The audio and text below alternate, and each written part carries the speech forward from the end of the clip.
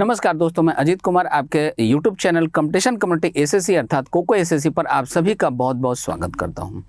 तो दोस्तों आज हम लोग पढ़ना शुरू करेंगे सब्जेक्ट ऑफ एग्रीमेंट पार्ट 2। क्या पढ़ना शुरू करेंगे? सब्जेक्ट ऑफ एग्रीमेंट पार्ट 2, क्योंकि पार्ट 1 हम लोगों ने पिछले क्लास में कवर किया था, जिसमें हमने आपको बताया था कि आप में से ज़्यादातर बच्चों को सब्जेक्ट आइडेंटिफाई करने में किस तरीके से दिक्कतें होती है और आप उसको कैसे आइडेंटिफाई करेंगे। इसके 4-5 मेथड हमने आपको बताए थे। फिर उसके बाद प्रोनाउन का एक टेबल हमने बताया था आपको, जिसमें I, we, you, he, she, it, they और वन, इनके साथ कौन कौन सा वर्ब हम लोग यूज़ करते हैं। जैसे डू का कौन कौन सा फॉर्म किस किस प्रोनाउन के साथ यूज होगा, ये हमने बताया था। इसी तरीके से हैव और वर्ब का फर्स्ट फॉर्म, वर्ब का फिफ्थ फॉर्म, ये सारी बातें हमने आपको बताई थी। दोस्तों आज हम आपको फिर से रिमाइंड ये करवाते चले कि देखिए सब्जेक्ट ऑफ एग्रीमेंट में आपको जो चेक करना होता है वो सिर्फ वर्ब को चेक करना होता है। और उस वर्ब को आप कैसे चेक करेंगे कि वो सिंगुलर है या प्लूरल है। तो सबसे पहले हम आपको बताते चलें कि वर्ब के जो 5 फॉर्म होते हैं, जिसको हम लोग बचपन से जानते हैं। जैसे डू का एक एग्जाम्पल ले लें तो डू, डिड, डन, ये हो गया वर्ब का फर्स्ट फॉर्म, सेकंड फॉर्म और थर्ड फॉर्म क्रमशः, ठीक है। इसके बाद डूइंग होता है वर्ब की आईएनजी फॉर्म, जिसको आप कहते हैं, ये वर्ब का फोर्थ फॉर्म होता है, ठीक है। और फिर एक डज होता है, जिसको हम लोग वर्ब का फिफ्थ फॉर्म कहते हैं। क्या कहते हैं? वर्ब का फिफ्थ फॉर्म, अर्थात वर्ब के फर्स्ट फॉर्म में एस या ईएस लगाकर हम लोग उसको बनाते हैं वर्ब का फिफ्थ फॉर्म। अब आपके सब्जेक्ट ऑफ एग्रीमेंट के सेक्शन में जो सबसे पहला एरर क्रिएट होता है वो कहाँ होता है? इन 5 फॉर्म में से आपको कहाँ कहाँ पे फंसाया जाता है। सबसे पहले हम लोग ये सीखते चले। देखिए ये जो 5 फॉर्म्स हैं वर्ब के, जो 5 फॉर्म्स हैं वर्ब के फर्स्ट फॉर्म से लेकर 5वें फॉर्म तक, इसमें वर्ब का जो सेकेंड फॉर्म है, थर्ड फॉर्म है, फोर्थ फॉर्म है, ठीक है। इनमें कहीं भी एग्रीमेंट का कोई कंफ्यूजन क्रिएट नहीं होता कि वो सब्जेक्ट के साथ एग्री कर रहा है अथवा नहीं कर रहा है, क्योंकि वर्ब के सेकंड फॉर्म, थर्ड फॉर्म और फोर्थ फॉर्म को सब्जेक्ट से सिंगुलर या प्लूरल होने से कोई फर्क नहीं पड़ता। सब्जेक्ट चाहे सिंगुलर हो या प्लूरल हो, दोनों के साथ उनका सेम फॉर्म इस्तेमाल किया जाता है, ठीक है। अब आगे बढ़ते हैं। अब बचा हमारे पास वर्ब का फर्स्ट फॉर्म और वर्ब का फिफ्थ फॉर्म, ठीक है। तो नाउन के बारे में जैसा कि आप बचपन से पढ़ते आ रहे हैं, नाउन बाय बर्थ होता है सिंगुलर और नाउन के लास्ट में एस एस ऐड करके हम लोग उसी नाउन को बनाते हैं सिंगुलर से प्लूरल। लेकिन वर्ब के साथ उल्टा होता है, वर्ब के साथ उल्टा होता है, ठीक है। अर्थात वर्ब का जो फर्स्ट फॉर्म होता है, वर्ब का जो फर्स्ट फॉर्म होता है वो हमेशा और हमेशा होता है प्लूरल, और वर्ब के फर्स्ट फॉर्म में एस एस लगा के उसका जो फिफ्थ फॉर्म बनाया जाता है वो हमेशा और हमेशा होता है सिंगुलर। बात समझ में आ गई? तो जहाँ कहीं भी आपको वर्ब चेक करना हो कि वर्ब सिंगुलर रखना है या वर्ब प्लूरल रखना है, वहाँ पे आप सबसे पहले ये चेक कीजिएगा कि जो वर्ब है वो वर्ब आपके किस फॉर्म में आपको गिवन है, वो वर्ब आपके किस फॉर्म में आपको गिवन है, अर्थात वो वर्ब के फर्स्ट फॉर्म में है या फिफ्थ फॉर्म में। बस यही आपको चेक करना होता है, ठीक है। इनके अलावा जो मॉडल ऑक्सिलरी वर्ब होते हैं, जिसमें हम लोग पढ़ते हैं can, could, may, might, shall, should, will, would, ठीक है, इन सभी जगहों पे मस्ट और टू, ये सब जो हम लोग पढ़ते हैं, यहाँ पे सब्जेक्ट के सिंगुलर या प्लूरल होने से वर्ब के ऊपर कोई प्रभाव नहीं पड़ता। यहाँ पे सब्जेक्ट ऑफ एग्रीमेंट का कोई कंफ्यूजन क्रिएट नहीं होता। यहाँ पे इस तरीके का कोई क्वेश्चन आपके एग्जाम में देखने को नहीं मिलता है, ठीक है। चलिए, तो इन बातों को आप कॉपी में नोट कर लीजिए। नाउन जो है बाय बर्थ होता है सिंगुलर, एस एस लगा के उसको बनाते हैं सिंगुलर से प्लूरल। लेकिन वर्ब जो होता है अपने मूल रूप में, अब वर्ब का मूल रूप क्या होता है भाई? तो हिंदी क्रिया की अंग्रेजी को हम लोग कहते हैं उसका फर्स्ट फॉर्म, उसको कहते हैं उसका मूल रूप, ठीक है। वर्ब अपने मूल रूप में वर्ब बाय बर्थ होता है प्लूरल और उसमें एस एस लगा के उसको बनाते हैं सिंगुलर। बात समझ में आ गई? ठीक है। तो डू क्या है? डू है प्लूरल। डज क्या है? डज है सिंगुलर। बात समझ में आ गई? तो वी के साथ लगाना होगा, क्या लगाएंगे? डू लगाएंगे, और ही के साथ लगाना होगा तो डज लगाएंगे, ठीक है। बात समझ में आ गई?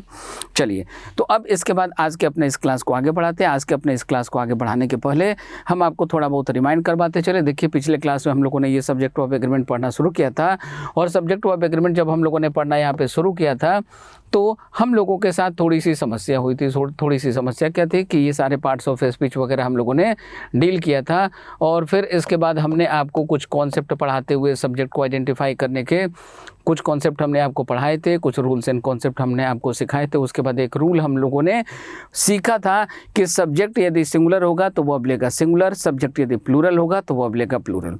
सब्जेक्ट यानी कि नाउन या प्रोनाउन, तो नाउन या प्रोनाउन यदि सिंगुलर होगा तो वर्ब लेगा सिंगुलर, नाउन या प्रोनाउन यदि प्लूरल होगा तो वर्ब लेगा प्लूरल। बात समझ में आई। और उसी कॉन्सेप्ट के आधार पे ऐसे कुछ क्वेश्चन को बनाने का हम लोगों ने प्रैक्टिस किया था। इन सभी क्वेश्चंस को हम लोगों ने सॉल्व करने का यहाँ पे प्रैक्टिस किया था। तो आइए आज के अपने इस क्लास को हम लोग आगे बढ़ाते हैं। और आज के अपने इस क्लास में हम लोगों ने पिछले क्लास में जहाँ तक क्वेश्चन बनाया था, क्वेश्चन बना के जहाँ पे हम लोगों ने छोड़ दिया था, हम सीधा वहाँ से चलते हैं और वहीं से लेकर चलते हैं आपको आज कुछ नए क्वेश्चन की प्रैक्टिस करवाना शुरू करेंगे। और फिर वहाँ से हम लोग धीरे धीरे अपने क्लास को आगे बढ़ा के देखिए, ये पिछले क्लास का लास्ट क्वेश्चन था, पिछले क्लास का ये लास्ट क्वेश्चन था, ठीक है। अब यहाँ से आगे बढ़ते हैं, यहाँ से हम लोग आज के क्वेश्चन को डील करना शुरू करते हैं। आइए, ये पिछले क्लास का कॉन्सेप्ट था। क्या कॉन्सेप्ट था? सब्जेक्ट सिंगुलर अर्थात नाउन या प्रोनाउन यदि सिंगुलर होगा तो वर्ब लेगा सिंगुलर, नाउन या प्रोनाउन यदि प्लूरल होगा तो वर्ब लेगा प्लूरल, ठीक। चलिए अब आते हैं यहाँ पे। यहाँ देखिए, ये हमारा सब्जेक्ट क्या है? सी है, ठीक है। अब यहाँ पे बताइए, सी के साथ डोंट लगेगा क्या? नहीं लगेगा। सी कैसा होता है? सी होता है सिंगुलर, तो वर्ब लेगा सिंगुलर। तो डोंट की जगह हमें क्या यूज़ करना चाहिए? हम लोगों को यहाँ यूज़ करना चाहिए डजंट। क्या यूज़ करना चाहिए? तो यहाँ पे हम लोगों को यूज़ करना चाहिए डजंट, ठीक है। ऐसा हम लोगों को करना चाहिए। अब जरा आप नीचे ऑप्शन में देखिए, इस बात का ध्यान रखिए, चारों ऑप्शन के चेहरे यदि अलग अलग हैं, सारे ऑप्शन के चेहरे यदि अलग अलग हैं, तो आपको इसमें क्या करना होता है? आपको ऐसे इस क्वेश्चन में उस पार्ट को ढूंढना होता है, आइडेंटिफाई करना होता है, उस पार्ट को आपको बताना होता है जिस पार्ट में एरर है, जिस पार्ट में एरर है, ठीक है। बात समझ में आई। तो अब एरर कहाँ है? इस डोंट वाले पार्ट में। तो देख लीजिए, डोंट वाला पार्ट कहाँ लिखा है? यहाँ पे लिखा है डोंट वाला पार्ट। तो ये हो गया हमारा आंसर, अर्थात इस क्वेश्चन का आंसर हो गया हमारा ऑप्शन नंबर सी। इस क्वेश्चन का आंसर हो गया हमारा ऑप्शन नंबर सी। नेक्स्ट यहाँ से आगे बढ़ते हैं, चलते हैं अगले सेक्शन में, अगले क्वेश्चन की तरफ। देखिए यहाँ पे वी के साथ आर, तो वी कैसा होता है? प्लूरल। तो ये वर्ब कैसा है? प्लूरल। इन दोनों का एग्रीमेंट हो गया। अगला वर्ब हम लोग ढूंढे। देखिए अगला वर्ब हम लोगों को कहाँ दिख रहा है? तो यहाँ हमें दिख रहा है। अब इस लव का सब्जेक्ट क्या है भाई? कैसे आप आइडेंटिफाई करेंगे? इसके रेफरेंस में हमने आपको पिछले क्लास में भी बताया था। आज फिर थोड़ा सा आपको रिवाइज करवाते चले। हमने आपको पिछले क्लास में बताया था कि आप सबसे पहले कहीं भी आपको सब्जेक्ट को आइडेंटिफाई करने में आपको कुछ भी प्रॉब्लम हो तो आप वहाँ पे क्या करेंगे? आप वर्ब को ढूंढेंगे और वर्ब के साथ आपको अटैच करना था हु या वॉट, हु या वॉट, और इसके साथ अटैच करके आपको क्वेश्चन क्रिएट करना था। इस क्वेश्चन का जो आंसर देता है, इसका जो आंसर आता है, यही आपका क्या होता है? यही होता था आपका सब्जेक्ट। क्या होता था? यही होता था आपका सब्जेक्ट, ठीक है, ठीक है। बात समझ में आ गई। चलिए अब इसको हम लोग यहाँ से डील करना शुरू करते हैं, देखना शुरू करते हैं। अब आ जाइए यहाँ पे, हु लव्स साउथ इंडियन, ठीक है, साउथ इंडियन डेलिकेसीज, ठीक है। आंसर क्या मिला? Who loves south Indian delicacies. इस क्वेश्चन का आंसर आपको क्या मिला? तो आंसर मिला आपको वी बोथ। क्या मिला? We both. अब देखिए, बोथ का मतलब क्या होता है? दोनों। दोनों का मतलब क्या हो गया? एक से ज़्यादा। दोनों का मतलब क्या हो गया? एक से ज़्यादा। एक से ज़्यादा का मतलब क्या हुआ? एक से ज़्यादा जैसे ही हो गया मतलब वो क्या हो गया? वो हो गया प्लूरल। तो वर्ब कैसा लेगा? वर्ब लेगा ये प्लूरल, ठीक है। तो अब देखिए, लव में एस ई एस लगा हुआ है, तो हमने आपको क्या बताया? वर्ब के मूल रूप में एस ई एस लगा के वर्ब को कैसा बनाते हैं? सिंगुलर बनाते हैं। कैसा बनाते हैं? सिंगुलर बनाते हैं, ठीक है। तो ये वर्ब अभी कैसा दिख रहा है? सिंगुलर चाहिए था, कैसा? प्लूरल। क्यों? क्योंकि ये सब्जेक्ट कैसा है? ये सब्जेक्ट है आपका प्लूरल, तो वर्ब कैसा लेगा? प्लूरल। तो यहाँ लव में क्या करें? एस ई एस जो लगा है उसको हटा देंगे, हमारा करेक्ट आंसर बन जाएगा, ठीक है। अब आइए बात करते हैं ऑप्शन की। सारे ऑप्शन को जरा देखिए, सारे ऑप्शन आपको अलग अलग दिखाई दे रहे हैं। मतलब इस क्वेश्चन में क्या करना है? हमें उस पार्ट को ढूंढना है, उस पार्ट को आंसर के रूप में सेलेक्ट करना है जिस पार्ट में एरर है। तो लव वाला पार्ट ढूंढिए। कहीं पे लव लिखा है क्या? यहाँ पे लव लिखा है, ये आंसर हो गया हमारा। मतलब मेरा आंसर क्या हो गया? ऑप्शन नंबर बी हो गया, ठीक। डाउट क्लियर है? बढ़ते हैं आगे। यहाँ पे आते हैं, दिस रिनोड यूनिवर्सिटी प्रोवाइड। अब ये देखिए, ये प्रोवाइड का मतलब क्या होता है? उपलब्ध कराना, देना, उपलब्ध कराना, देना, ठीक है। अब ये प्रोवाइड है, वो आप इसके साथ अटैच कर दीजिए हु या वॉट, हु या वॉट, हु या वॉट प्रोवाइड रिसर्च अपॉर्चुनिटीज़। कौन रिसर्च अपॉर्चुनिटी हम लोगों को प्रोवाइड कराता है भाई? उपलब्ध कराता है। कौन देता है ऐसे अपॉर्चुनिटी, ठीक है। आंसर क्या मिला? दिस रिनोड यूनिवर्सिटी, ठीक है। अब ये यूनिवर्सिटी हो गया हमारा सब्जेक्ट। क्यों? क्योंकि यही हम लोगों को ये अवसर प्रदान कराता है, ठीक है, उपलब्ध कराता है। अब ये यूनिवर्सिटी कैसा है? सिंगुलर। तो वर्ब कैसा लेगा? सिंगुलर। तो यहाँ क्या करना होगा? प्रोवाइड में एस लगाना होगा। प्रोवाइड में क्या करना होगा? एस लगाना होगा, ठीक है। आ जाइए ऑप्शन ढूंढे प्रोवाइड वाले सेक्शन को। सबसे पहले चारों ऑप्शन के चेहरे को देखिए। चारों के चारों ऑप्शन कैसे दिखाई दे रहे हैं? अलग अलग दिखाई दे रहे हैं। मतलब ये सब बेवफाओं की सीरीज़ है, ठीक है। अब आपको इसमें पहचानना है कि आपका हेड बेवफा कौन है, मतलब बेवफा नंबर 1 कौन है, ठीक है। तो ये है बेवफा नंबर 1, यही आपको धोखा देने वाला है। आपका आंसर हो गया यही, आपने इसको पकड़ लिया, तू ही है सबसे बड़ी बेवफा, ठीक है। आगे बढ़ते हैं यहाँ से। I goes to the school every day. ठीक है। अब देखिए आई के साथ गो लगता है क्या? नहीं लगता। आई को कैसा मानते हैं? प्लूरल मानते हैं। वर्ब कैसा देते हैं? प्लूरल देते हैं। तो गोज के स्थान पे क्या हो जाएगा? इसका ये हटाना पड़ेगा, अर्थात आई के साथ क्या यूज़ करेंगे? गो। चलते हैं ऑप्शन में। ये मिला, चारों ऑप्शन अलग अलग है, मतलब मेरा आंसर क्या बनेगा? आंसर बनेगा ऑप्शन नंबर बी। बात समझ में आ रही है? यहाँ से आगे बढ़ते हैं, यहाँ पे आते हैं होमवर्क आर। ठीक है, ये देखिए व्हाट आर एसेंशियल, आंसर क्या मिला? Holiday homework. अब ये होमवर्क क्या है? सिंगुलर है। होमवर्क कैसा है? सिंगुलर है। तो वर्ब कैसा लेगा? सिंगुलर लेगा। तो आर के स्थान पे हम लोगों को क्या लिखना चाहिए? हम लोगों को आर के स्थान पे लिखना चाहिए इज। क्या लिखना चाहिए? आर के स्थान पे इज लिखने की जरूरत है। चारों ऑप्शन को जरा देखिए, चारों ऑप्शन अलग अलग दिख रहे हैं, मतलब बेवफा नंबर 1 को आपको पहचानना है। ठीक है, तो ये रहा आपका बेवफा नंबर 1। ठीक है, धोखेबाज नंबर 1 को पकड़िए और क्वेश्चन बना के आगे निकलिए। अब आ जाइए यहाँ पे ये रहा वर्ब। वर्ब के साथ आप अटैच कर दीजिए हु या वॉट। हु या what is only 5 month old. कौन है भाई? केवल 5 महीना पुराना। कौन है? आंसर क्या मिला? आंसर मिला माई neighbours grandson. Grandson grandson grandson. अब ये ग्रैंडसन कैसा है? ग्रैंडसन है आपका सिंगुलर। कैसा है? ग्रैंडसन है आपका सिंगुलर। तो वर्ब कैसा लेगा? वर्ब लेगा आपका सिंगुलर। कैसा लेगा? सिंगुलर लेगा। ठीक है, तो ये वर्ब ऑलरेडी सिंगुलर है, अर्थात यहाँ पे कोई गलती नहीं है। हमारा आंसर बनेगा नो एरर। देखिए आपके एरर वाले सेक्शन में, मतलब आपके इस तरीके के जो आपको ऑप्शन दिखाई पड़ता है जिसमें चारों ऑप्शन अलग अलग होते हैं। ठीक है, इसमें एक ऑप्शन यदि आपको नो एरर दिखाई देता है तो यहाँ पे आपको क्या करना होता है? उस सेगमेंट को फाइंड करना होता है जिसमें एरर है।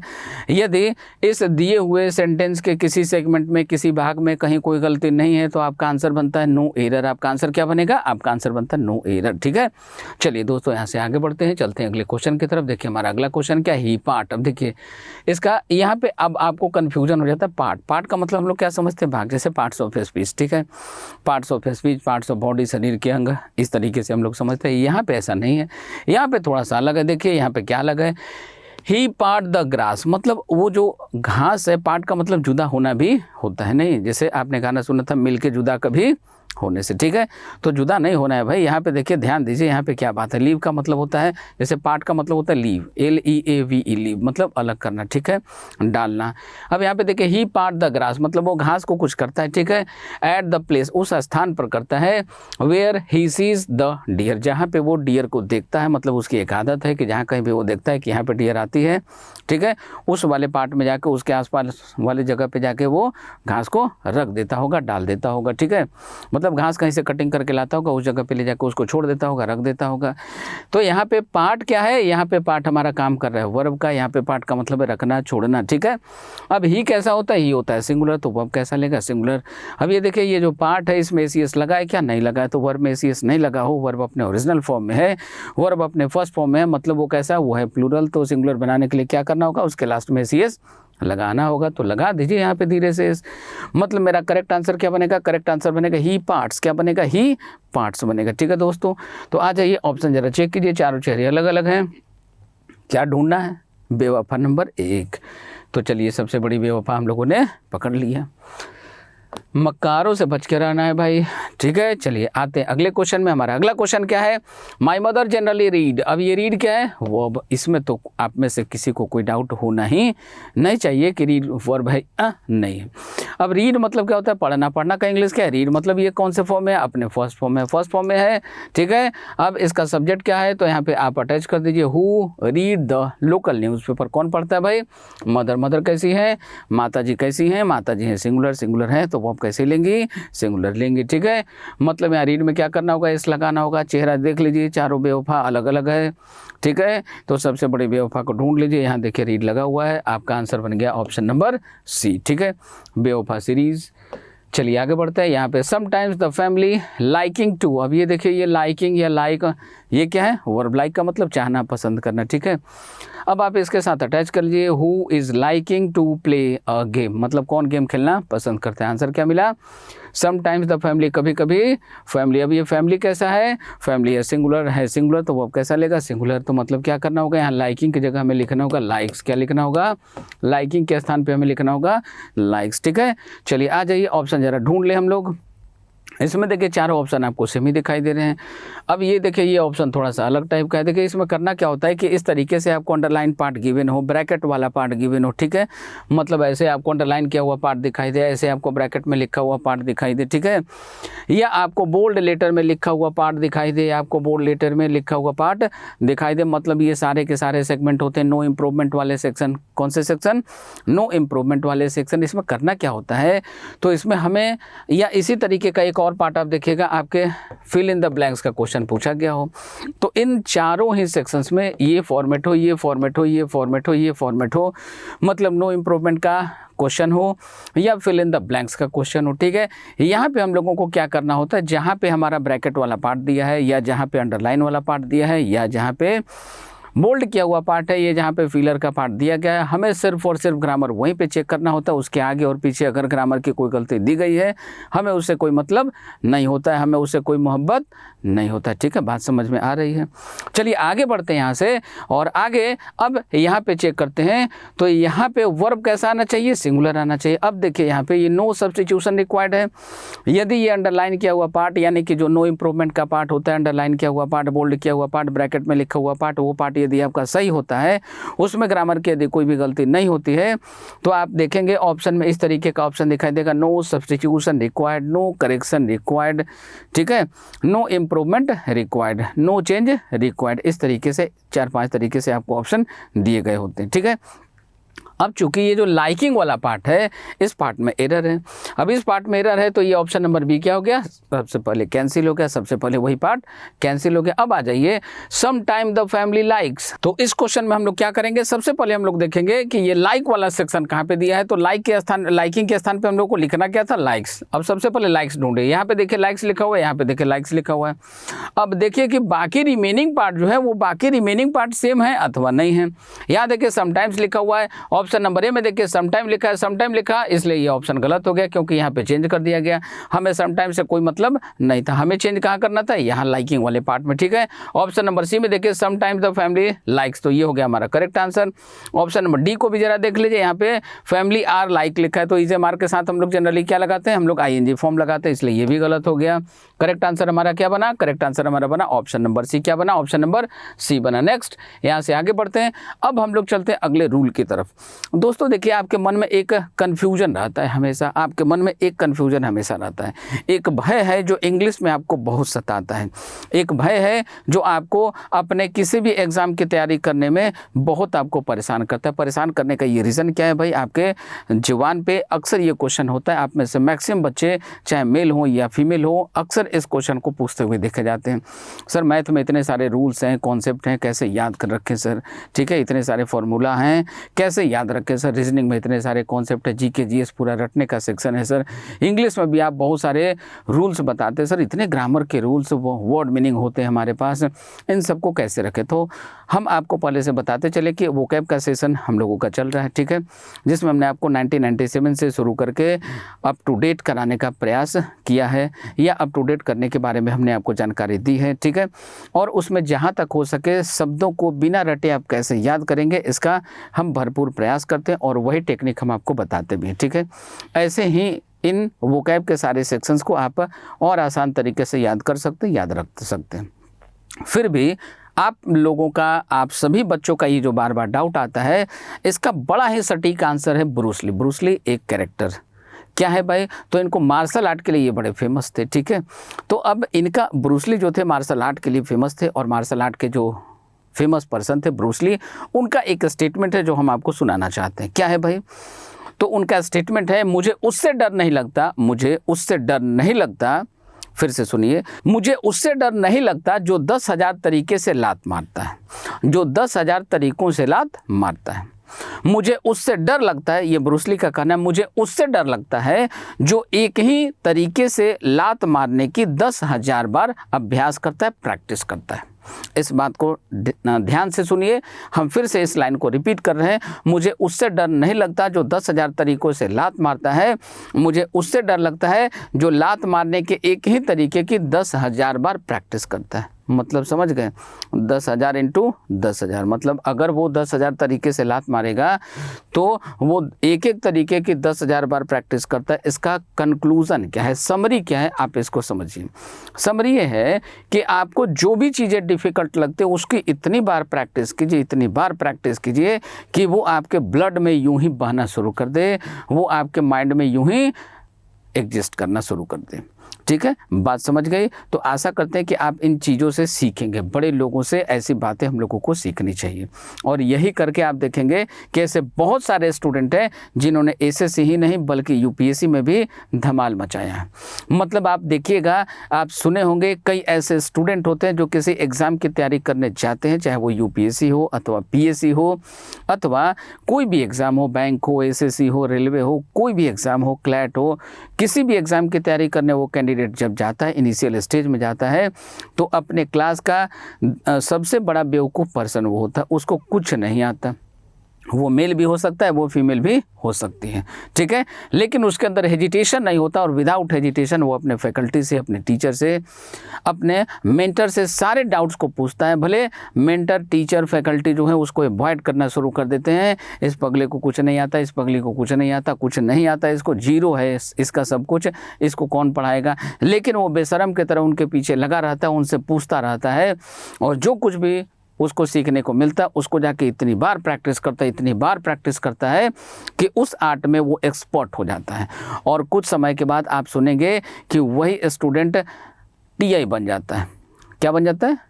टीआई बन जाता है। ठीक है, अब टीआई क्या होता है भाई? प्रिवेंटिव ऑफिसर बन जाता है, आईटी इंस्पेक्टर बन जाता है, बात समझ में आई, एक्साइज इंस्पेक्टर बन जाता है। ऐसे बहुत सारे रैंक पे, वो अच्छे अच्छे रैंक पे वैसे ही बच्चे सेलेक्ट हो जाते हैं।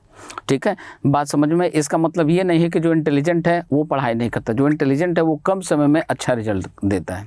ठीक है, लेकिन ऐसे स्टूडेंट जो बहुत वीक होते हैं किसी भी एक सब्जेक्ट में या सारे के सारे सब्जेक्ट में, वो बच्चा भी मेहनत कर करके उस इंटेलिजेंट स्टूडेंट के समान मार्क्स गेन करता है, लाता है, और उसके रैंक के समान अपना भी रैंक लाके एक अच्छे पोस्ट पे अपना सिलेक्शन करवाने में सफल होता है। सीखने की बात ये थी। चलिए अब यहाँ से आगे बढ़ते हैं और अब हम एक नए कॉन्सेप्ट को आपको सिखाते हैं। देखिए यहाँ पे आपको क्या दिखाई दे रहा है, number digit plus noun plus verb, number digit plus noun plus verb. अब यहाँ पे आपके साथ होता क्या है कि कोई भी नंबर या डिजिट लिखा हुआ हो, जैसे मान लीजिए हम यहाँ पे 5 लिखते हैं, हम यहाँ पे क्या लिख रहे हैं? 5 लिख रहे हैं। अब आप इस 5 को ऐसे भी तो लिख सकते हैं, इससे कहीं कोई फर्क नहीं पड़ता कि आप नंबर डिजिट का प्रयोग करते हैं या वर्ड में उसी नंबर डिजिट को लिखते हैं, दोनों बात एक ही है। ठीक है, अब यहाँ पे आपको ये जो नाउन दिखाई पड़ता है ये विशेष रूप से किस प्रकार का होता है, तो यहाँ पे आने वाला नाउन विशेष रूप से आपके एग्जाम में जो दिखाई पड़ता है, जो पूछा जाता है, जहाँ पे आप बच्चे कंफ्यूज हो जाते हैं, गलती करते हैं, वो सेक्शन होता है कि ये जो नाउन होता है, ये नाउन के रूप में वहाँ पे एक वर्ड यूज किया गया होता है, कोई भी मेजरमेंट यूनिट। क्या?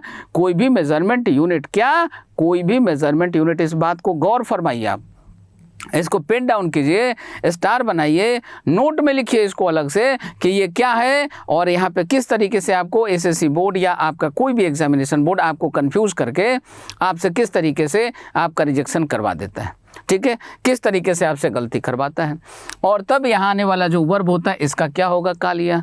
तो वही होगा जो मंजूरे खुदा होगा। ठीक है, बात समझ में आ रही है? वही होता है जो मंजूरे खुदा होता है। तो यहाँ खुदा उदा बचाने आपको नहीं आएंगे, बचाना है तो आपको अपना काम खुद ही करना पड़ेगा अथवा डूबना तय है। अब सीखिए मेजरमेंट यूनिट क्या होता है। जैसे हम लोग यूज़ करते हैं सेंटीमीटर, किलोमीटर, लीटर यूज़ करते हैं ना, बात समझ में आ रही है?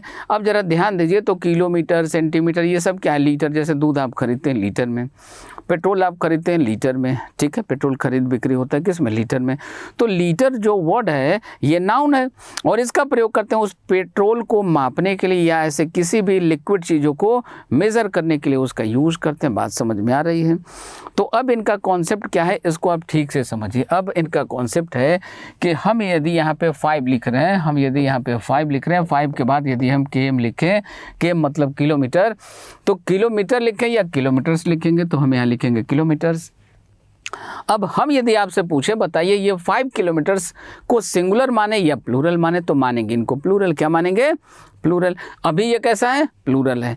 ठीक है, बात समझ में आ रही है। लेकिन ध्यान दीजिए यदि इनका प्रयोग इसको आप ठीक से चेक कीजिए, वो जो 5 है वो नंबर या डिजिट हो गया, और ये जो किलोमीटर है ये क्या हो गया? नाउन हो गया। ठीक है, बात समझ में आ रही है।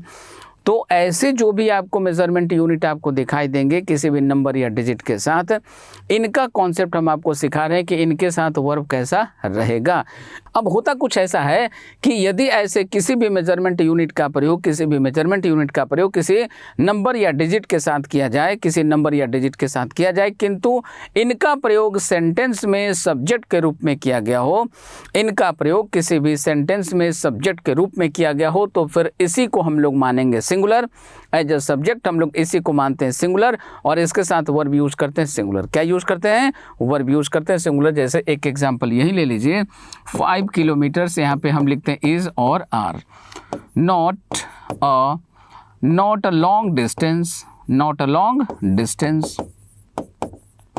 अब आप यहाँ पे जरा ध्यान दीजिए, ये क्या है? ये है वर्ब। यहाँ पे सिंगुलर यूज होगा या प्लूरल होगा। सबसे पहले ये वर्ब है, इसका सब्जेक्ट कौन है? आइए इसको चेक करें। तो हम यहाँ पे लगा दे हु या what is are not a long distance. क्या एक लंबा डिस्टेंस नहीं है भाई? तो आंसर क्या मिला? 5 किलोमीटर। अब ये 5 किलोमीटर उसका आंसर है। मतलब ये कि ये 5 किलोमीटर हो गया हमारा सब्जेक्ट। अब ये जैसे ही सब्जेक्ट हो गया, इसको मानेंगे सिंगुलर, इसके साथ वर्ब यूज करेंगे हम लोग सिंगुलर। बात समझ में आ रही है दोस्तों? तो अब यहाँ पे आर हमारा गलत हो गया, करेक्ट आंसर हो गया हमारा इज। डाउट क्लियर हुआ? बात समझ में आई? लेकिन जरा आप यहाँ पे ध्यान दीजिए, हम यहाँ पे लिखे यदि 5 मेन। अब 5 रहेगा तो मैन तो होगा नहीं, क्या लिखेंगे? मेन। ठीक है, अब हम यहाँ पे कहें आर मिसिंग। ठीक है, 5 लोग कैसे हैं? गायब है भाई। तो यहाँ पे ये रूल अप्लाई नहीं होगा। ये रूल कहाँ पे अप्लाई होगा? तो ये वाला जो नाउन है ये कोई मेजरमेंट यूनिट होना चाहिए। ये क्या होना चाहिए? कोई मेजरमेंट यूनिट होना चाहिए। बात समझ में आ गई? ठीक है, चलिए अब चलते हैं यहाँ से आगे। ये वर्ब कैसा है? प्लूरल। ठीक है, और यहाँ वर्ब कैसा रहेगा? यहाँ वर्ब यूज भी होगा प्लूरल। यहाँ पे गलती से आप इसका प्रयोग मत कर देना। ठीक है, यहाँ पे गलती से भी आप इसका प्रयोग मत कीजिएगा भाई, ये गलत है, ये करेक्ट है। ठीक है, चलिए अब इस कॉन्सेप्ट को सीखने समझने के बाद इस कॉन्सेप्ट पर आधारित कुछ प्रश्नों को हम लोग बनाना शुरू करते हैं। आइए यहाँ पे देखें, ये देखिए 5 मिनट। अब मिनट क्या है? एक मेजरमेंट यूनिट है। किसका यूज करते हैं? किसको मेजर करने के लिए यूज करते हैं? तो मिनट का यूज करते हैं समय को मेजर करने के लिए। ठीक है, तो इसका यूज करते हैं समय को मेजर करने के लिए। ठीक है, तो यहाँ पे आर के स्थान पे क्या यूज करना होगा? इज का यूज करना होगा। आइए ऑप्शन को चेक कर लीजिए, ऑप्शन सब अलग अलग दिखाई दे रहे हैं, तो हमें ये वाला ऑप्शन यूज करना होगा। इस क्वेश्चन का हमारा करेक्ट आंसर क्या बनेगा? तो हमारा करेक्ट आंसर बनेगा ऑप्शन नंबर डी। क्या बनेगा? ऑप्शन नंबर डी बनेगा। ठीक, नेक्स्ट यहाँ से आगे बढ़ते हैं। यहाँ फिर देखिए 50 रुपीज़। अब ये देखिए 50 रुपीज़, ये क्या है? ये हो गया हमारा सब्जेक्ट हो गया सिंगुलर। सब्जेक्ट हो गया तो उसको मानेंगे सिंगुलर, वर्ब देंगे सिंगुलर, तो वर्ब यहाँ पहले से सिंगुलर है, अर्थात इस क्वेश्चन में कोई गलती नहीं है। तो हमारा करेक्ट आंसर क्या बनेगा? करेक्ट आंसर होगा हमारा option number D, that is no error. तो आइए ऑप्शन नंबर डी को हम लोग आंसर करते चलें और यहाँ से आगे बढ़ते हैं, फिर चलते हैं अगले क्वेश्चन में। अगला क्वेश्चन क्या है? $8 आर। अभी देखिए $8 आर, ये क्या है? ये हमारा सब्जेक्ट। ठीक है, सब्जेक्ट है तो इसको मानेंगे सिंगुलर, वर्ब कैसा देंगे? वर्ब देंगे सिंगुलर। तो यहाँ आर के स्थान पे क्या लिखना होगा? इज। अभी आर कौन से सेक्शन में लिखा है? ये लिखा है ऑप्शन नंबर बी में, तो बी वाला हो गया मेरा आंसर। ये बी वाला क्या हो गया? बी वाला हो गया हमारा। अगला क्वेश्चन क्या है? अगला क्वेश्चन है 45 मिनट्स। 45 मिनट्स। अब 45 को आप ऐसे भी लिख सकते हैं, 45 मिनट्स। 45 को आप कैसे लिख सकते हैं? तो इस 45 को आप ऐसे भी लिख सकते हैं। कैसे? डिजिट में भी आप यहाँ पे इसको लिख सकते हैं। ठीक है, तो आप इसको ऐसे भी लिख सकते हैं। अब ये क्या है? 45 मिनट्स। ठीक है, अब ये पूरा का पूरा 45 मिनट्स क्या है? सब्जेक्ट है तो वर्ब कैसा लेगा? वर्ब लेगा सिंगुलर। वर्ब ऑलरेडी कैसा है? सिंगुलर है। ठीक है, तो अब ऑलरेडी सिंगुलर है, अर्थात इस एरर वाले सेक्शन में, इस नो इम्प्रूवमेंट वाले सेक्शन में, इस अंडरलाइन के हुए सेक्शन में कहीं कोई गलती नहीं है। तो मेरा आंसर क्या बनेगा? हमारा आंसर बनेगा no substitution required, no correction required, no change required. ठीक है, तो हमारा आंसर क्या बना? इस क्वेश्चन का आंसर बना ऑप्शन नंबर डी। आगे बढ़ते हैं यहाँ से। 2 आवर्स आर। अब देखिए ये 2 आवर्स 2 घंटे, ये फिर क्या है? ये हो गया नंबर डिजिट प्लस नाउन, और नाउन क्या है? तो ये होना चाहिए मेजरमेंट यूनिट। अब ये देखिए मेजरमेंट यूनिट है, तो फिर अब इसको क्या मानेंगे? मानेंगे सिंगुलर, वर्ब देंगे सिंगुलर। तो यहाँ आर के स्थान पे क्या होना चाहिए, आर के स्थान पे इज होना चाहिए। तो यहाँ पे हमारा आंसर क्या बनेगा, 2 आवर्स इज। आंसर क्या बनेगा, 2 आवर्स इज। देखिए चारों के चारों ऑप्शन सेम है। ये देखिए ऑप्शन नंबर 1 2 3 सब 2 आवर्स से शुरू हो रहा है। यदि सारे ऑप्शन सेम हो, ठीक है, तो ऐसे सिचुएशन में हम लोगों को क्या करना होता है, ऐसे सिचुएशन में हम लोगों को उस ऑप्शन को चूज करना होता है जिसको यूज करने से ये जो अंडरलाइन पार्ट होता है, जो इम्प्रूवमेंट का पार्ट होता है, वो करेक्ट हो जाए। ठीक है, चलिए तो हमारा आंसर क्या बना, हमारा आंसर बन गया इस क्वेश्चन का ऑप्शन नंबर ए। क्या बना, ऑप्शन नंबर ए बन गया। नेक्स्ट आगे बढ़े, 60 पीपल। देखिए अब ये 60 हो गया, ये पीपल हो गया। अब ये पीपल कोई मेजरमेंट यूनिट है क्या, कोई मेजरमेंट यूनिट है, नहीं है, नहीं है। तो यहाँ पे वो जो नंबर डिजिट वाला फॉर्मूला था, number digit plus noun plus वो वाला रूल यहाँ पे अप्लाई नहीं होगा। ठीक है, जैसे अभी थोड़ी देर पहले एग्जांपल देते हुए हमने आपको बताया था 5 मेन, तो 5 मेन के साथ क्या लिखें, इज लिखें कि आर लिखें, तो हमने आपको बताया था आर लिखें। ठीक है, वही कॉन्सेप्ट यहाँ भी यूज़ करेंगे। अब देखिए ये 60 पीपल मतलब एक से ज़्यादा लोग हो गए, एक से ज़्यादा हो गए तो मानेंगे प्लूरल वर्ब देंगे, प्लूरल। तो ये देखिए लीव क्या है, लीव है वर्ब का फर्स्ट फॉर्म। वर्ब का फर्स्ट फॉर्म कैसा होता है, तो वर्ब का फर्स्ट फॉर्म होता है प्लूरल। ठीक है, वर्ब के फर्स्ट फॉर्म एसीएस लगाते हैं तो वो बनता है सिंगुलर। तो फिलहाल ये जो सब्जेक्ट है ये कैसा है, प्लूरल। ये वर्ब कैसा है, प्लूरल। तो सब्जेक्ट प्लूरल तो वर्ब प्लूरल, अर्थात इस क्वेश्चन में कहीं कोई गलती सब्जेक्ट वर्ब एग्रीमेंट का नहीं है। तो हमारा आंसर क्या बनेगा, हमारा आंसर बनेगा नो एरर। क्या बनेगा, नो एरर बनेगा। नेक्स्ट आगे बढ़ते हैं, 16 माइल्स। अब फिर देखिए ये नंबर डिजिट आ गया, ये फिर से आ गया मेजरमेंट यूनिट। ठीक है, अब ये पूरा का पूरा क्या हो गया, ये पूरा हो गया हमारा सब्जेक्ट, ये हो गया हमारा सब्जेक्ट। तो वर्ब कैसा लेगा, सिंगुलर। तो यहाँ टेक की जगह क्या लिखना चाहिए, हम लोगों को लिखना चाहिए टेक्स। अब देखिए ये चारों ऑप्शन अलग अलग हैं, तो फिर वही बात हम लोगों को किसको पहचानना है, किसको पकड़ना है, बेवफा नंबर 1 को। तो आंसर क्या मिला, आंसर मिला हमारा ऑप्शन नंबर सी। आंसर क्या मिला, ऑप्शन नंबर सी मिला। नेक्स्ट आगे चले। अब देखिए यहाँ पे फिर से हम लोगों को एक नया कॉन्सेप्ट सीखना है। अब नया कॉन्सेप्ट क्या सीखना है, मेनी। तो सबसे पहले मेनी का मतलब क्या होता है, मेनी का मतलब होता है कई, मेनी का मतलब होता है अनेक, मेनी का मतलब होता है एक से ज़्यादा। अब जो मेनी का मीनिंग होता है, यही मीनिंग ऐसे कई वर्ड्स के होते हैं। जैसे सम का वही मीनिंग होता है, ऑल का वही मीनिंग होता है, सेवरल का वही मीनिंग होता है। ठीक है, बात समझ में आ रही है। और ऐसा ही मीनिंग और भी कई वर्ड्स के होते हैं। ठीक है, इन सबको हम आपको सिखाएंगे। ठीक है, अब सीखें कि इसमें क्वेश्चन कैसे पूछे जाते हैं।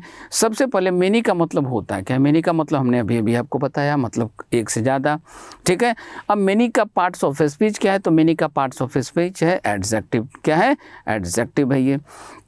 मतलब एडजेक्टिव का प्रयोग कहाँ किया जाता है, नाउन के ठीक पहले, नाउन के ठीक पहले। सामान्य तौर पे एडजेक्टिव का प्रयोग किया जाता है नाउन के ठीक पहले। जैसे बचपन से आप पढ़ते आ रहे हैं गुड बॉय बैड बॉय, ठीक है, अपने गानों में भी सुना। ठीक है, गुड बॉय बैड बॉय। ठीक है, चलिए अब आ जाइए यहाँ पे। तो जैसे मान लीजिए मेरे हाथ में ये पेन है, तो हम इसके पहले लिख दें यहाँ पे 5, यहाँ पे कोई नंबर डिजिट लिख दें 5। तो 5 कलम लिखें या कलमें लिखें, क्या लिखेंगे, 5 पेन लिखें या पेन्स लिखें। तो जाहिर सी बात है यहाँ जब नंबर या डिजिट बता रहा है कि भाई ये एक से ज़्यादा है तो इसमें सी एस लगाना होगा। क्यों, क्योंकि ये है नाउन। ठीक है, तो नाउन बाई बर्थ कैसा होता है, सिंगुलर। इसमें सी एस लगा के क्या बनाते हैं, इसको बनाते हैं प्लूरल। ठीक है, बात समझ में आ रही है। तो 5 के साथ क्या लिखेंगे, पेन नहीं, क्या लिखना होगा, पेन्स लिखना होगा। बात समझ में आई है। ठीक है, चलिए आगे बढ़ते हैं यहाँ से।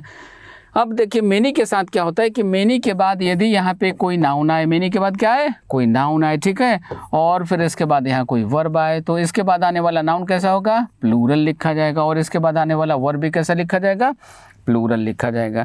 ठीक है, इस बात को आप ठीक से समझने का प्रयास कीजिएगा। इसमें गलतियां होती हैं और कई तरीके से आपसे गलतियां कराई जाती है। और कैसे कैसे गलती कराई जाती है, आइए इसका एग्जांपल भी ले लें। अब देखिए ये जो मेनी है, तो मेनी के साथ देखिएगा कई बार आपके एग्जाम में देखने को मिलेगा a good many, a good many. ठीक है, इसी तरीके से आपको और एक वर्ड मिलेगा a great many, a great many मिलेगा। इन सबों का मीनिंग वही होता है जो मेनी का मीनिंग होता है। ठीक है, अब एरर कहाँ पूछा जाता है, आइए ये हम आपको सिखाते चलें, ये हम आपको बताते चलें कि इसमें एरर आपसे पूछा कहाँ जाता है। तो इस नाउन वाले पार्ट में एरर पूछा जाता है, इस वर्ब वाले पार्ट में एरर पूछा जाता है।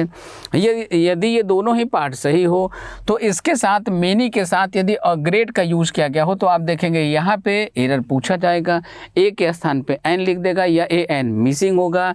मेनी के पहले यदि गुड का प्रयोग किया गया हो तो आप देखेंगे इस ए एन वाले पार्ट में एरर पूछा जाता है, या तो ए के स्थान पे एन लिखा जाएगा या वहाँ पे कोई नंबर या डिजिट डाल दिया जाएगा तो भी वो गलत होगा। वहाँ पे सिर्फ और सिर्फ ए का ही प्रयोग होता है, a great many, a good many. ठीक है, कभी कभी अ गुड डील का भी यूज किया जाता है, a good deal of, a great deal of. बात समझ में, सबका मीनिंग सेम है, सबका मीनिंग वही है जो मेनी का मीनिंग है। ठीक है, आइए एक मेनी का एग्जांपल ले लें। जैसे हम यहाँ पे एक एग्जांपल लिखते हैं, many book is good, many book is good.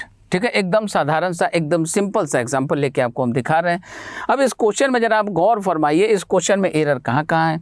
सबसे पहले मेनी का मतलब क्या हो गया, एक से ज़्यादा है, तो अब ये बुक तो होगा नहीं, बुक में लगाना होगा एस, और जैसे ही ये प्लूरल हो गया, अब ये इज के स्थान पे यहाँ क्या लिखना होगा, यहाँ लिखना होगा आर। मतलब ये कि मेनी के साथ मेरा आंसर क्या आएगा, तो मेनी के साथ मेरा आंसर बनेगा books are good, many books are good. ये बात समझ में आ गई दोस्तों। चलिए, मेनी से रिलेटेड एक और कॉन्सेप्ट आपके एग्जाम में आपको देखने को मिलता है, मेनी के तुरंत बाद A N.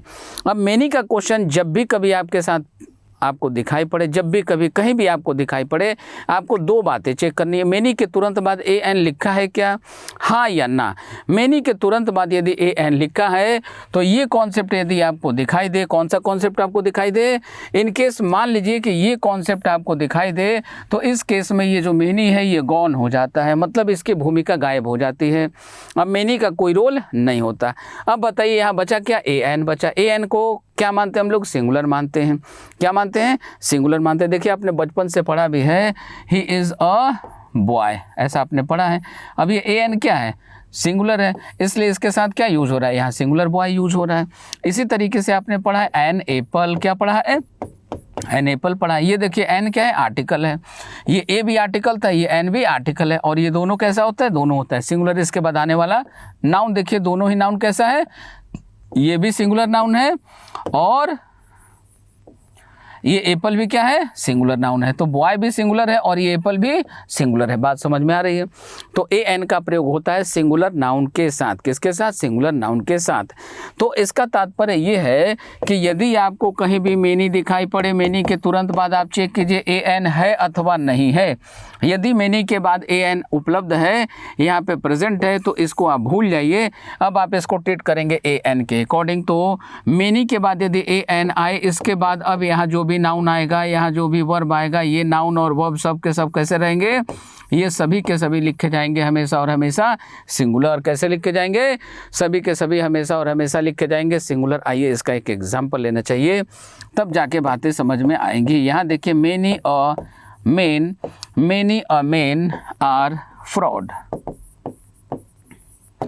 Many a men are fraud. अब यहाँ जरा ध्यान दीजिए, ये मेनी आपको दिखाई दिया भाई। तो हमने आपको क्या बताया, मेनी के बाद चेक करना है ये ए एन उपलब्ध है या नहीं है, प्रेजेंट है या नहीं है। तो देखिए मेनी के बाद ए एन आ गया, तो इस मेनी को भूल जाइए। अब आप क्या काम करेंगे, यहाँ पे ये नाउन और ये वर्ब। तो ए एन के बाद आने वाला नाउन कैसा होता है, सिंगुलर। तो मेन के स्थान पे क्या लिखना होगा, मैन लिखना होगा। ए एन के बाद आने वाला नाउन चूंकि सिंगुलर है, इसलिए वर्ब कैसा लेगा, वर्ब भी लेगा सिंगुलर। तो आर के स्थान पे क्या लिखना होगा, इज लिखना होगा। अर्थात मेरा करेक्ट आंसर क्या बनेगा, तो अब मेरा करेक्ट आंसर बन जाता है many a man is fraud, many a man is fraud. बात समझ में आई। इस तरीके से आपको आपके एग्जाम में क्वेश्चन देखने को मिलेगा, और इसी तरीके से जैसे अभी हम आपको समझा रहे हैं, इसी तरीके के कॉन्सेप्ट का यूज करके आप ऐसे सारे के सारे क्वेश्चन का आंसर एकदम स्मूथली कर सकते हैं, आराम से कर सकते हैं। तो आइए अब इस कॉन्सेप्ट पर आधारित कुछ प्रश्नों को हम लोग बनाने का प्रयास करें। आइए चलते यहाँ से देखते हैं कुछ क्वेश्चन। तो जैसा कि आज ही के क्लास में हमने आपको थोड़ी देर पहले बताया कि ये जो फिल इन द ब्लैंक्स वाला पार्ट गिवन होता है, इसके पहले वाले पार्ट में या इसके बाद वाले पार्ट में यदि कहीं सेंटेंस में कोई एरर हो, तब भी हमें उससे कहीं कोई मतलब नहीं होता। ठीक है, अब आज ये चेक करें हम लोग, मेनी लॉस्ट डॉग्स। तो ये लॉस्ट को आप भूल जाइए, ये क्या मिला, मेनी के तुरंत बाद ए एन है क्या, नहीं है। मेनी के तुरंत बाद ए एन प्रेजेंट है क्या, नहीं है। तो ये नाउन कैसा रहेगा, प्लूरल। तो ये नाउन देखिए ऑलरेडी प्लूरल है, और इसके बाद आने वाला वर्ब कैसा रहेगा, तो वो भी रहेगा प्लूरल। तो मेनी के बाद यदि ए एन उपलब्ध नहीं हो, तो मेनी के बाद आने वाला सब का सब कैसा रहेगा, प्लूरल रहेगा। तो यहाँ जो वर्ब यूज करेंगे वो कैसा होना चाहिए, प्लूरल होना चाहिए। आइए ऑप्शन की तरफ चलते हैं। ये वुड क्या है, मॉडल ऑक्सिलरी वर्ब है, जिसको सिंगुलर और प्लूरल से कोई मोहब्बत नहीं है, ये दोनों के साथ खुश रहता है, दोनों के साथ खुश रहता है, ठीक है। ये हैज़ कैसा होता है, सिंगुलर। ये इज़ कैसा होता है, सिंगुलर, तो ये कैंसिल, ये कैंसिल। हैव क्या है भाई, तो ये है वर्ब का फर्स्ट फॉर्म। वर्ब का फर्स्ट फॉर्म कैसा होता है, तो ये होता है प्लूरल। अर्थात मेरा आंसर क्या हो जाएगा, तो मेरा आंसर हो जाएगा ऑप्शन नंबर ए। क्या हो जाएगा, ऑप्शन नंबर ए हो जाएगा। नेक्स्ट आगे बढ़ते हैं, अगले क्वेश्चन में चलते हैं। यहाँ पे देखिए अ ग्रेट मेनी, यहाँ देखिए अ ग्रेट मेनी दिखाई दिया, तो ये मेनी है, मेनी के पहले क्या लगा है, अ ग्रेट लगा है, कोई बात नहीं है, कोई दिक्कत नहीं है। एरर यहाँ पूछा जा सकता था या फिर एरर यहाँ पूछा जाएगा, तो चूंकि ये मेनी है, मेनी क्या होता है, एडजेक्टिव होता है। इसके बाद क्या आएगा, नाउन। ये देखिए नाउन है, और नाउन कैसा है, प्लूरल है, तो नाउन चूंकि प्लूरल है इसलिए इस क्वेश्चन में कहीं कोई एरर नहीं होगा। हमारा आंसर क्या बनना चाहिए, नो इम्प्रूवमेंट। क्या बनेगा आंसर, आंसर बनेगा no improvement, no correction required, no error. अगले क्वेश्चन में चलते हैं। ये देखिए मेनी मिला, मेनी के बाद ये सच से हमें कोई मतलब नहीं है, आप इस नाउन को पकड़िए। ये हमारा वर्ब, ये है मॉडल ऑक्सिलरी वर्ब, तो वर्ब में कोई दिक्कत है नहीं, ठीक है, क्योंकि ये मॉडल है, और जो मॉडल वर्ब होता है उसको सब्जेक्ट सिंगुलर हो या प्लूरल हो, वो दोनों के साथ खुश रहता है, दोनों को खुश रखता है, ठीक है। बात समझ में आ रही है। आगे देखिए यहाँ पे ये जो मिसहैप है, मिसहैप मतलब घटना, दुर्घटना, ठीक है। तो ये जो दुर्घटना है इसके बारे में बताया जा रहा है, तो ये मेनी के बाद आया, ये है नाउन, तो इसको होना चाहिए प्लूरल, और इसमें ऑलरेडी यहाँ पे देखिए एस लगा हुआ है, एस लगा है, अर्थात ये कैसा है, ये है प्लूरल। तो यहाँ तक के पार्ट में तो कोई एरर नहीं है। अब यहाँ पे आपको एक विशेष रूप का कंडीशन आपको सीखने की ज़रूरत है। क्या है भाई, इस कंडीशन को सीखिए। कहीं भी आपको इफ़ दिखाई दे, क्या दिखाई दे, इफ़ दिखाई दे, और इसका प्रयोग यदि किसी काल्पनिक वाक्य को बताने के लिए किया जाए, जैसे यदि मैं प्रधानमंत्री होता, यदि तुम मेरे स्थान पर होते, इस तरीके का कुछ भी आपको बताने का ज़रूरत हो,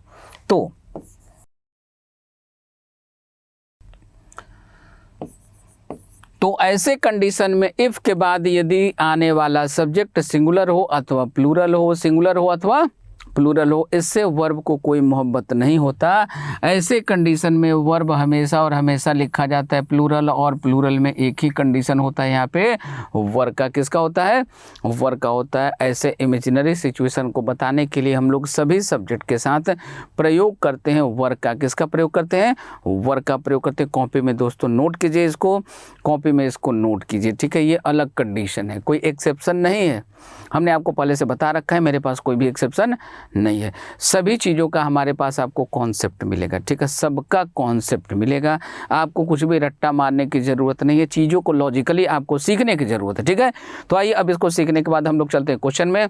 और अब देखिए यहाँ पे लिखा हुआ इफ़ वी आर, तो आर के स्थान पर हमें क्या यूज़ करना चाहिए, आर के स्थान पर हमें यूज़ करना चाहिए वर्ब का, ठीक है।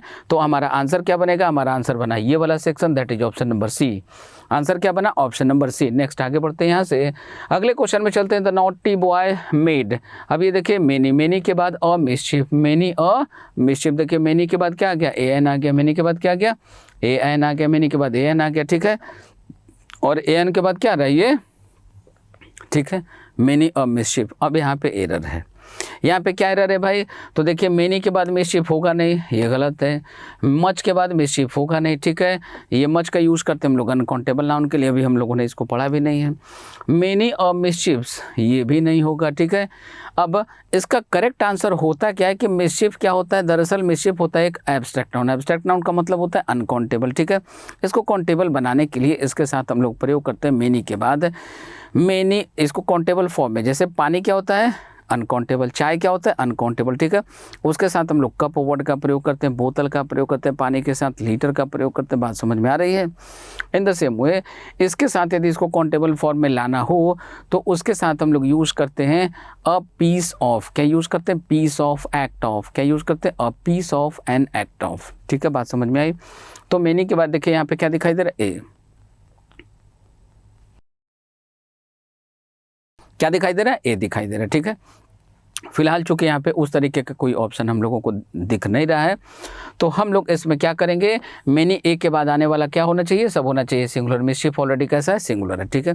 तो इस कंडीशन में हमारा आंसर बनेगा ऑप्शन नंबर डी। क्या बनेगा, answer number D, that is no improvement, no correction required. Next आगे बढ़े। हाउ मेनी, देखिए ये मेनी मिल गया आपको, हाउ मेनी, मेनी मिल गया। ये नाउन प्लूरल, अब ये वर्ब कैसा होना चाहिए, सिंगुलर। दूसरी बात यहाँ पे एक और कंडीशन आपको सीखना है, क्या सीखना है, सीखिए यहाँ पे।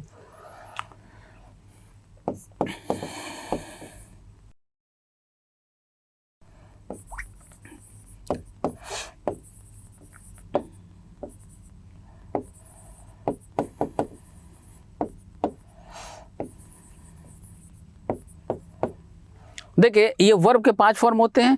पहला हैव, हैड, हैड, हैविंग और हैज़। तो ये जो वर्ब का फर्स्ट फॉर्म है ये कैसा होता है, ये होता है प्लूरल। ये कैसा होता है, ये होता है प्लूरल। ये जो वर्ब का फिफ्थ फॉर्म होता है ये कैसा होता है, ये होता है सिंगुलर। ठीक है, ये हमने आपको आज ही के क्लास में बताया भी था, शुरू में ही बताया है। और बाकी जो वर्ब के second form, third form, fourth form होते हैं इनको सिंगुलर और प्लूरल से कोई मतलब नहीं होता। मतलब यहाँ पे एग्रीमेंट हमें चेक करने की कोई ज़रूरत नहीं होती। ठीक है, बात समझ में आ रही है। दूसरा इनका कंडीशन ये है, दूसरा कंडीशन ये है कि हैव का कोई भी फॉर्म आपको कहीं भी दिखाई दे, हैव का कहीं भी कोई भी फॉर्म दिखाई दे, इसी हैव के साथ हम लोग यूज़ करेंगे वर्ब का थर्ड फॉर्म। क्या यूज़ करेंगे, तो इसके साथ हम लोग प्रयोग करते हैं वर्ब का थर्ड फॉर्म। कौन सा फॉर्म यूज़ करते हैं, वर्ब का थर्ड फॉर्म यूज़ करते हैं। तो आइए यहाँ पे देखें, ये आपको हेड दिखाई दिया। अब ये सॉल्व होगा क्या, सॉल्व क्या है, सॉल्व है वर्ब का फर्स्ट फॉर्म। कौन सा फॉर्म है ये है वर्ब का फर्स्ट फॉर्म। तो यहाँ क्या करना होगा, सॉल्व में ईडी लगाना होगा। क्या करना होगा, सॉल्व में ईडी लगाना होगा। आ जाइए ऑप्शन को चेक कर लें, तो ऑप्शन में आ जाइए। सबसे पहले ये नो इम्प्रूवमेंट रिक्वायर्ड, ये तो गलत हो गया। आर यू सॉल्विंग, ये होगा नहीं। डू यू सॉल्व, ये होगा नहीं। एक ही आंसर बचा हमारा, हमारे पास बचा option number D, have you solve. क्या बचा, हैव यू सॉल्व। यहाँ पे देखिए हेड के स्थान पे हैव लगाने से हमारा टेंस भी चेंज करता है, बट इससे हमें कोई तकलीफ नहीं है। यहाँ देखिए ये हैज़ हैव का फॉर्म है, हैज़ हैव के साथ क्या रहा है, वर्ब का थर्ड फॉर्म आ रहा है। ठीक है, तो हम ऐसा काम कर सकते हैं। हमारा आंसर क्या बनेगा, हमारा आंसर बनेगा ऑप्शन नंबर डी। अगले क्वेश्चन में चलते हैं। अगला क्वेश्चन फिर से देखिए, ये मेनी आर्स आ गया। मेनी के बाद क्या आया, आर्स आ गया। मेनी के बाद देखिए ये नाउन है, नाउन कैसा है, प्लूरल है। ठीक है, एट द ड्राइविंग। अब देखिए इस क्वेश्चन में आप में से बहुत सारे बच्चों को तकलीफ जाएगी। अब आप में से बहुत सारे बच्चे, कोई यहाँ पे हैज़ रखेगा, कोई यहाँ पे हैव रखेगा, कोई इज रखेगा, कोई आर रखेगा, कोई वॉज, कोई वर। तो इस क्वेश्चन में आप में से कई बच्चों को तकलीफ जाएगी। अब आइए, ऐसे ही क्वेश्चन को डिटेक्ट करने के लिए हमने आपको पहले से बता रखा है। क्या बता रखा है भाई, हमने आपको पहले से ऐसे ही क्वेश्चन को सॉल्व करने का टेक्निक पहले से बता रखा है। यहाँ पे याद कीजिए, हमने आपको सब्जेक्ट वर्ब एग्रीमेंट पार्ट 1 में बताया था। क्या बताया था कि ये क्या है, प्रीपोजिशन है। ये क्या है, एक प्रीपोजिशन है। ये क्या है, एक प्रीपोजिशन है। और ऐसे सिचुएशन में आपके साथ क्या होता है कि यदि कहीं भी कोई भी प्रीपोजिशन आपको दिखाई दे, यदि कहीं भी कोई भी प्रीपोजिशन आपको दिखाई दे, तो हमने आपको पहले से बता रखा है कि कोई भी आपको प्रीपोजिशन दिखाई दे, प्रीपोजिशन के बाद जो भी नाउन या प्रोनाउन आता है वो उस प्रीपोजिशन का ऑब्जेक्ट होता है, और ऑब्जेक्ट कभी भी सब्जेक्ट नहीं हो सकता। ठीक है, तो ये हो गया प्रीपोजिशन। प्रीपोजिशन के बाद देखिए द ड्राइविंग रेंज है। ठीक है, अब ये रेंज क्या है, नाउन है। अब ये कहाँ आ रहा है, वर्ब के पहले आ रहा है। तो वर्ब के पहले आने वाला सब्जेक्ट भी तो होता था, लेकिन ये वर्ब के पहले आ जरूर रहा है, लेकिन ये किसके बाद आ रहा है, प्रीपोजिशन के बाद आ रहा है। प्रीपोजिशन के बाद आ रहा है, इसलिए ये हमारा सब्जेक्ट नहीं हो सकता। प्रीपोजिशन के पहले जो आएगा वही हमारा सब्जेक्ट हो सकता है, तो ये हमारा सब्जेक्ट हो सकता है। ठीक है, आगे बढ़िए। हैज़ लेट, देखिए हैज़ हैव के साथ यहाँ वर्ब का थर्ड फॉर्म आ गया। अब ये देखिए ये वर्ब है, वर्ब के बाद आया, वर्ब के बाद आया, ये इसका ऑब्जेक्ट हो गया, ये भी हमारा सब्जेक्ट नहीं हो सकता। ये देखिए टू क्या है, प्रीपोजिशन है। प्रीपोजिशन के बाद देखिए डिजाइन गोल्फ है, तो डिजाइन गोल्फ बॉल ये क्या है, ये पूरा नाउन है। अब ये गोल्फ बॉल जो नाउन है, चूंकि प्रीपोजिशन के बाद आ रहा है इसलिए ये हमारा सब्जेक्ट नहीं हो सकता। अब ये विथ क्या है, ये भी प्रीपोजिशन है। इसके बाद देखिए जीपीएस लोकेटर है, ये भी हमारा सब्जेक्ट नहीं हो सकता। क्यों, क्योंकि ये प्रीपोजिशन के बाद आया, अर्थात ये प्रीपोजिशन का ऑब्जेक्ट है। ये इन क्या है, इन है प्रीपोजिशन। प्रीपोजिशन के बाद ये देखिए प्रोनाउन आ रहा है, प्रीपोजिशन के बाद आ रहा है, इसलिए ये क्या हो गया, इस प्रीपोजिशन का ऑब्जेक्ट हो गया, ये भी हमारा सब्जेक्ट नहीं हुआ। अब हमारा सब्जेक्ट बचा क्या, तो हमारे पास सब्जेक्ट के रूप में सिर्फ और सिर्फ बचा मेनी आवर्स। अब मेनी आवर्स, कई घंटों, कई घंटों। मेनी के बाद आने वाला नाउन कैसा होता है, प्लूरल। वर्ब कैसा लेगा, प्लूरल। तो हमें क्या करना होगा, इस हैज़ को हैव में कन्वर्ट करना होगा। इस हैज़ को हैव में कन्वर्ट करना होगा, हैज़ को हैव में कन्वर्ट करना होगा। ठीक है, बात समझ में आ रही है। तो आइए ऑप्शन की तरफ चले। अब चारों ऑप्शन देखें, चारों ऑप्शन अलग अलग हम लोगों को दिखाई दे रहे हैं। मतलब ये कि हमें उस सेक्शन को बताना है, उस ऑप्शन को पिक करना है आंसर के रूप में जिसमें ग्रामेटिकल मिस्टेक है। तो देखिए हैज़ लेट वाले सेक्शन को देखिए, यहाँ पे आपको हैज़ लेट दिखाई दे रहा है, अर्थात इस क्वेश्चन का आंसर हमारा क्या बनेगा, ऑप्शन नंबर बी बनेगा। इस क्वेश्चन का आंसर क्या बनेगा, ऑप्शन नंबर बी बनेगा। दोस्तों ये बहुत इंपॉर्टेंट क्वेश्चन था, और ये देख लीजिए ये आपके एग्जाम में पूछा जा चुका क्वेश्चन है। ये आपके एसएससी एग्जाम 2020 में पूछा गया क्वेश्चन है। ठीक है, अब इस क्वेश्चन को आप ध्यान से बार बार रिपीट करके देखिएगा। ये पूरा का पूरा टेक्निक भी हमने आपको यहाँ पे यूज करके दिखाया क्वेश्चन में। ठीक है, और ऐसे आपको यदि कहीं भी किसी भी क्वेश्चन में कोई भी कंफ्यूजन हो जाए तो आप उसको कंफ्यूजन से बचने के लिए इस सारे कॉन्सेप्ट का यूज कर सकते हैं। ठीक है, चलिए आगे बढ़ते हैं अगले क्वेश्चन की तरफ। यहाँ पे देखिए मेनी मैन आ गया, मेनी मेनी के बाद क्या आ गया, एन आ गया। तो इसके बाद आने वाला नाउन कैसा रहेगा, सिंगुलर वर्ब कैसा रहेगा, सिंगुलर दोनों कैसा है, पहले से सिंगुलर है। तो इस क्वेश्चन का आंसर क्या बनेगा, इस क्वेश्चन का आंसर बनेगा no, correction required, no improvement. फिर यहाँ देखिए मेनी के बाद क्या दिखाई दे रहा है, ए एन दिखाई दे रहा है, मेनी के बाद ए एन आ गया। तो इसके बाद फिर क्या, ये पिलग्रिम, पिलग्रिम कैसा, नाउन सिंगुलर। तो ये वर्ब कैसा लेगा, सिंगुलर। तो वर्ब कैसा होना चाहिए, वर्ब होना चाहिए सिंगुलर। तो वर्ब हमारा आंसर क्या बन गया, हमारा आंसर बना ऑप्शन नंबर बी। नेक्स्ट अगले क्वेश्चन में चले। यहाँ देखिए मेनी ऑफ, फिर से वही बात, क्या गया, फिर से वही बात हो गई। Many of China's exports has. अब देखिए, अब आप में से बहुत सारे बच्चे क्या करेंगे, एक्सपोर्ट में CS लगा हुआ है, इसको देख के हाँ हैज़ को हैव बनाएंगे। कुछ बच्चे क्या करेंगे, मेनी से गाइड होंगे। कन्फ्यूजन से बचिए।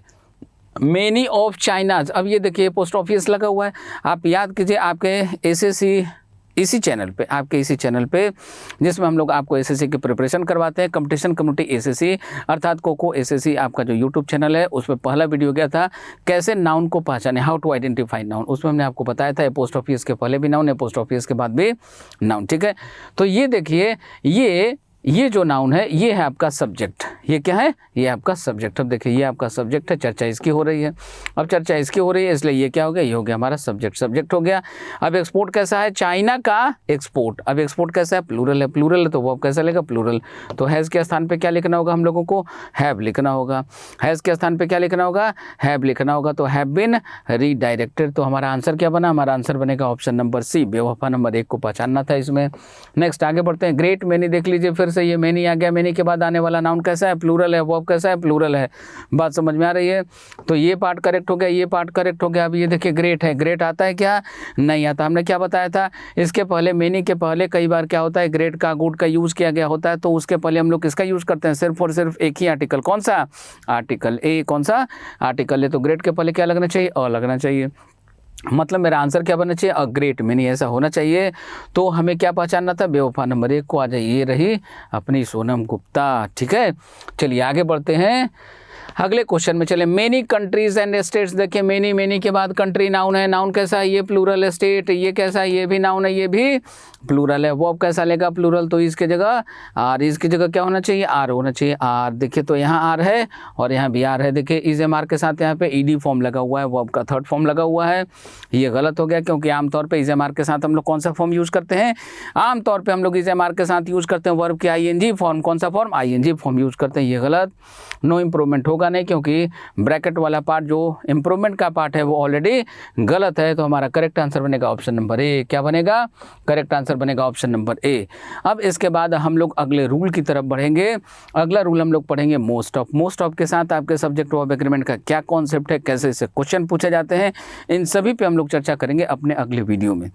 तो ऐसे इन सभी वीडियोज़ को देखते रहिए और हमारे इस वीडियोज़ को ज़्यादा से ज़्यादा लाइक कीजिए, सब्सक्राइब कीजिए और जितना ज़्यादा हो सके इसको आप शेयर करने का प्रयास करें।